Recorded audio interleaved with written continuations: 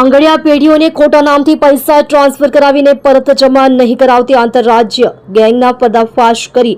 ગેંગના 2 આરોપીઓને પકડી પાડતી સુરત શહેર ક્રાઇમ બ્રાન્ચ છત્તીસગઢ રાયપુર ખાતે આવેલ મહાદેવ એન્ટરપ્રાઇઝના નામથી આંગડિયા પેઢીના કર્મચારીને રાજકોટના મોટા વેપારી તરીકે ફોન કરી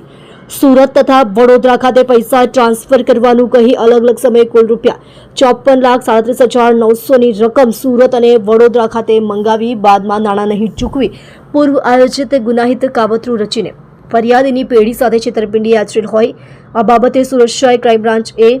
2023ની કલમ 318(461) મુજબનો ગુનો દાખલ થયેલ હતો। આ ગુનામાં સંડોવાયેલા આરોપીઓની શોધખોળ તપાસ હાથ ધરવામાં આવેલ હોય દરમિયાન આરોપી અમિત કુમાર શંકરલાલ ખત્રીને Surat Sumul dairy road Nagirawadi bridge પાસેથી પકડી પાડી તેના કબજામાંથી